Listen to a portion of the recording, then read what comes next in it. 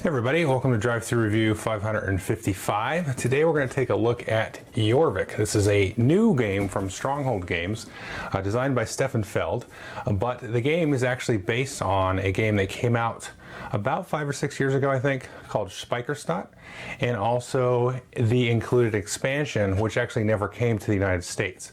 So Spikerstadt was published by Z-Man Games, and then the expansion was published only in Europe, although it was published in English and I did track it down. That is one of my top 100 games of all time. This is, as far as I can tell, the exact same game in terms of the mechanics, but it's now been rethemed with a Viking style theme.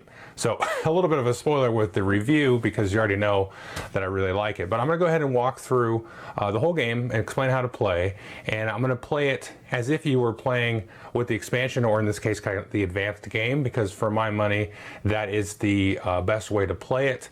I will kind of say up front that maybe for your first game or two or so, maybe don't play with the advanced rules, just play with the basic rules just to kind of get, used to the cards, because you do need to kind of know the cards up front or kind of know what could come to really have a good kind of strategic grasp of what's going on. But I'm going to go ahead and just explain it all together because, like I said, that is the best way to play. And then I will tell you again what I think of it. Okay, here's everything that you get in the game. The first thing to note, of course, here is the main board of the game. Now, if you're playing with the advanced game, you're going to use the whole board like this, but you can, if you're just playing the basic game, just kind of fold this top half underneath here and just use this track like so. And you'll only put cards out here. Now, if you look here, there are spaces based on the number of players here. So 5 player, 4 more players, 3 more players. So we're just pretending that we're having a 4-player game here. We won't be using this slot there. Now, the other thing to note here is on the top, you have a similar track. So 2 plus, 3 plus, 4 plus 5. And when you're playing the advanced game, you're going to put the cards up here.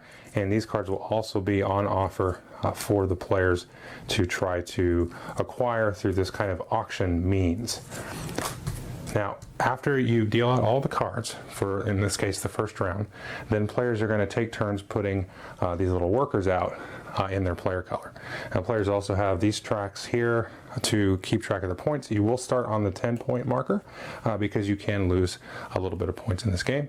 And then each player gets a player board here. And this gives you kind of a quick breakdown of the turn. So the first thing you're going to do, of course, is deal out all the cards to all the spaces, and then possibly check for any military cards that come up, or in this case, Viking cards or Viking raids.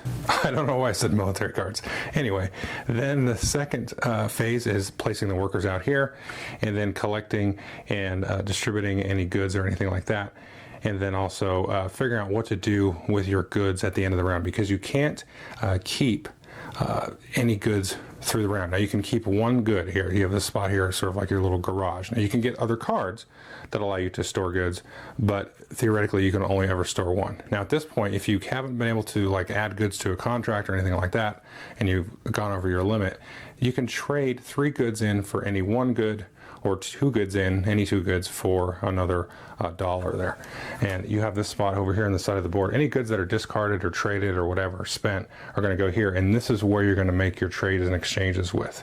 Now, the goods start off here in this bag, and depending on advanced game or basic game, you're only going to put a certain type in here. The advanced game adds some rarer goods like this kind of turquoise light blue color there. So you're going to put these in the bag, and these will come out a little bit later in the game. They don't come out very early. And then here's the money also, which I didn't show. And that's the money you get. Everybody's going to start with $5, and then you're going to be using that to spend and buy these cards.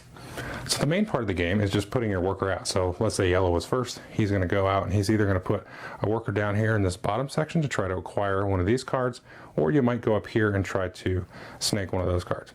So simply, let's say he wanted to go to this one, this card here, very simple card.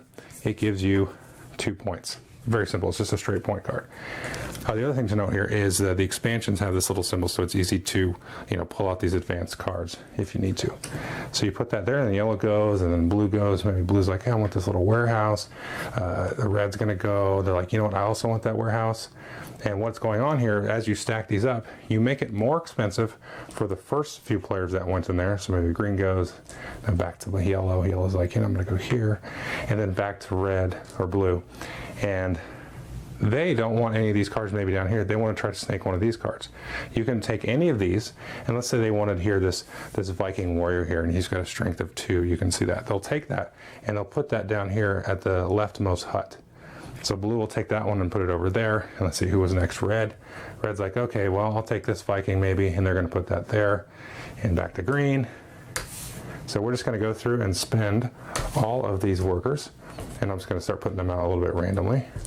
And then once we do this, then we're going to resolve all of these. So the first thing you're going to do is walk through this bottom section left to right and resolve each of these cards. Now how is this going to work? Well, the player that first got their figure in there is going to get first shot at the card. So yellow is going to get first opportunity to buy this. Now the cost of the card is determined by how many workers are there. So this is going to cost yellow $2. Now yellow can pay the $2 and take the card, and then yellow will get their pawn back, and then green will get their pawn back since there will be no card here to purchase.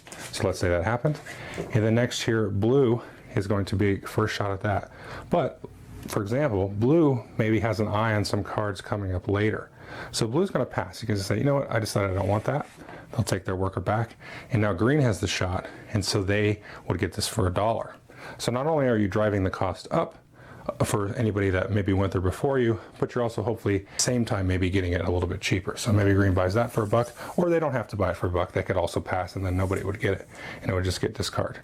So maybe yellow doesn't want to pay, you know, $4 for this. And then now we have an interesting situation where we've got red, blue, and red. And so red could buy it now for $3, but maybe they're going to pass, hope that blue doesn't buy it for $2 because blue really wants this card, and then they would be able to get it for $1. But maybe blue's like, nah, I'll pay the $2. They get this one, and this card will just go away because nobody wanted it, and then blue maybe pays $4 or whatever there. After you resolve this bottom section, you're going to go to this top section and work left to right. Now, any card that wasn't selected, you'll just discard out of the way, and it works very similar in that the leftmost player gets the first shot, and they could buy this card here for $4 because there's a total of 4 cards, but that's too expensive for blue. They were just trying to sort of hate draft and squirrel that away so nobody else got it. Now red has opportunity for $3, and then green will get that for $2. So after all the cards are bought from the bottom and the top, you're going to possibly worry about what kind of goods you have. Now, no goods are going to come out until kind of the B phase of the game. And what do I mean by the B phase? Well, you can see all these cards here have a back of A. So these are going to be all randomly shuffled. And then after you get through these, you're going to have the B cards. These are all shuffled together on top of C and then D. Now, once you move into B, let's do these here. These are where the cards get a little bit more interesting, so to speak. So this is going to come up here, and now this is a ship. And anytime you see these ships here, they're going to come out whatever order you drew them in. And you can see this particular ship has a spot here for 3 goods. So we're going to take the goods out of the bag completely randomly. We'll just take 3 random ones. And in this case, we have a gray, a black, and a brown delivery. And players, again, can start to bid on this. And they will acquire these goods by winning the card in the same way as the other cards. Now, what are the goods used for? Well, we saw that you can trade them for money and also other goods. You might also be able to trade them for points if you had this particular one. This one will allow you to trade these yellow goods. Now, these the rules do give you kind of a lexicon here, so you can say, okay, well, what is that? That's actually this this white one here. And see, I thought it was yellow, but it's not. See how it's yellow there? So you want to have this kind of face up, and you know, so the pink one is this one. So instead of a cube there, they put like a little picture of an actual good, so people can get confused. And I've certainly been confused by it, but now you've got this ability here. So as you acquire goods, you can take any of the wool that you get and discard them into the supply here, and then you can just move up on the victory point track there. Some other cards here. This is a contract here, and you can see this one, handily enough, has the color there. And you can take and store goods as you acquire them on here. Once you put them on a contract, they can't be moved off.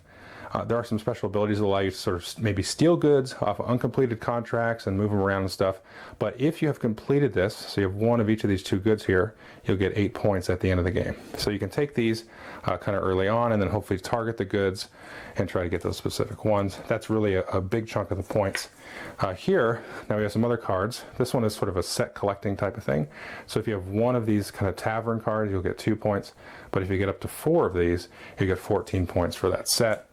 just a variety of cards here. This one is a little better trading aspect. Remember, you had to trade 3 of any goods to get a single good. This one allows you to do it for 2. That's a little bit better. This one came out of order. Yep, okay, I meant for this one to come up next. So every so often, once you get into the B cards, you will have to fend off these raids here. And that's what these Viking Warriors are for. So you can see you'll acquire these Viking Warriors here. They'll have different strength values. So if Billy had this one, he'd have 2 strength. If I had this one, I'd have 1. And what you're gonna do is when these come up, and these will come up at the beginning of each round possibly, and you're gonna look at who has the highest Viking strength. And so in that case, Billy had the highest strength between the 2 of us, and he would get a point. Then you're going to look at who has the least Viking strength, and they're actually going to lose a point. If you're somewhere in the middle, there's no net gain or loss, and then you'll discard this and then keep filling up the cards. And so that's kind of a good reason to get these to sort of hedge against that. Now, the first time this happens, it's only 1 point. But as you go through the deck, it's going to be worth more and hurt you more if you have the minimum. And the last card of the deck is always this one.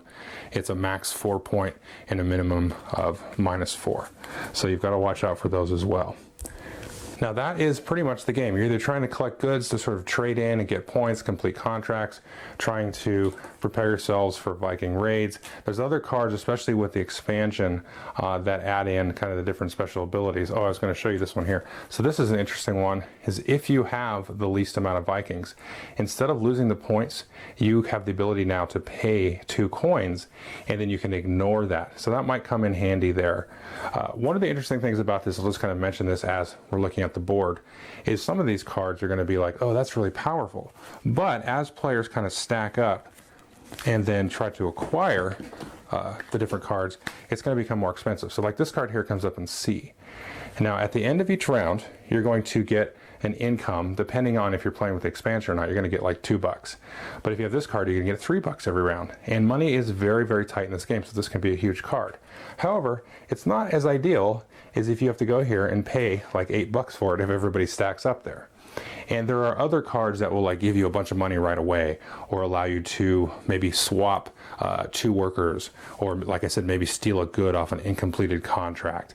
And it's kind of interesting, sort of the sort of dynamic nature of the value of the cards is 100% dealt and considered by the players in the order they come out, and also, you know, how hard players go after them. You know, some of the cards, like this one here that gives you money, you know, it's going to be a little bit different if it's up here, because you can easily squirrel it away up there, and then, you know, you effectively, whoever takes the first card up here doesn't usually end up buying that because there's a whole stack of them. So, but if it comes out down here, then it's a little bit more viable for somebody to get. So the order the cards come out, you know, within the context of that deck is going to really kind of shake up the game a little bit.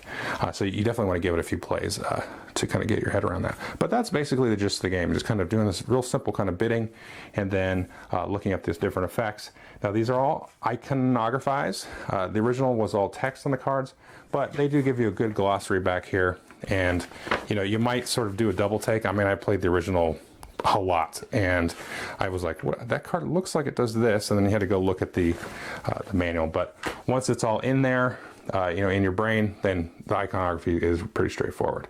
So that's the basics of the game. Okay, so that is Jorvik, and I probably spoiled a little bit in the walkthrough, and I definitely did in the intro about what my thoughts are. It's in my top 100 games. I don't remember where I put Spikerstadt, the original, in my top 100 games. I think this one would probably be in my top 50. It's right around there. This one is very a little bit hard to penetrate, I think, because I remember the first time I played Spikerstadt, I didn't really like it at all, and then I just kind of by happenstance had a chance to play it because it kind of kept coming out. People wanted to try it. I will say, as a 2-player game, neither version or whatever flies with me. I don't like this as a 2-player game. Once you get to 3, it's good. I like it with 3. I'll play it with 3 any day of the week. It's best with the full 5-player count for sure, because it's just that much harder because there's so much going on. You've got to really almost bluff a little bit about what you want, because the first spot that you put out a worker, I mean, people are just going to dogpile on you, and turn order is going to be very, very huge. But you have to just know that that is a problem. So it's not a problem with the design, it's just going to be a problem for you when you play it. Now, being first is terrible because you go first, everybody else goes around you, and then you have to always play first, even in that last sort of round of workers. There's 4 other people that are going to dogpile on you, even in that last little round. So it's better to go last, because then you can sort of really dictate the value and say, oh, well, let's all jump on Joel, and he's never going to be able to afford that. So that's interesting. But one thing I didn't mention in the walkthrough is if you don't buy any buildings, you get extra money at the end of the round. And it's only an extra $1, but that can make the difference. So so the game money-wise is very, very tight. So this is one that I would certainly give multiple tries to. I mentioned in the walkthrough kind of the order of the cards, which section of the board they come out on. It's really going to change the dynamics of that particular card. Some of the cards you're like, oh, this card was really overpowered, but then the next time you play, it comes up in this other spot, and you can squirrel it away, and it doesn't affect anybody. How many goods come out? So if goods come out like really early in the game, it's like, well, we don't really have anything to do with it. We didn't get a storage card or a contract maybe, and maybe I didn't get enough of those cards in the A rounds where you can transform the goods into points and money. So the order of stuff that comes out is going to really change up and shake up the game, so it makes it that much more replayable. And it's a very kind of stoic, stodgy, stark, gritty kind of thinky Euro. So you've got to really know that going in. I do like this theme, applied to it. The other one was like you were working a dock and you had to fight off fires instead of Viking raids in this case. This actually does kind of work. Vikings are always pictured as just like these full of bloodlust, barbarians, which they kind of were, I don't know. But they also had, farming society, and they traded goods, and they traded with different civilizations and everything. So this kind of does give the full round picture of Viking life. And I think it works really well as the theme goes. So I highly recommend the game. It's like, if you're not like into Euros or anything like that at all, you're like, I'm a pure Ameritrash guy, or gal, and I wouldn't get this. But if you like a good heavy auction game, and when I say heavy, it's not complex heavy, it's very thinky, rewards multiple plays, rewards kind of outside the box bidding and thinking. I really can't recommend this enough. I do feel like it's sort of overlooked generally, at least the original was. So definitely pick this up. And like I said, the expansion just adds that extra layer to it. So maybe give that first base game a try to learn it, but once you add that expansion and you add in that extra variability, the dynamics start to show up, and it just becomes that much more interesting, and it's not as rigid. Maybe it's a little too rigid without the advanced game, and it is certainly for me at this point, having played the original a lot. I'm talking in like the 30-40 play range, and we did used to play this at lunch quite a bit, but it got kind of long once we kind of learned the game. So it will go over an hour when you add the expansion, or the advanced game in this case. You could play just the base game, I think, in an hour, even with 5 players, once everybody kind of knows it. But there's really kind of a lot to chew on. So it's going to push up maybe to an hour and a half, but not any longer than that, probably. So anyway, high recommendation for me on this one. Thanks.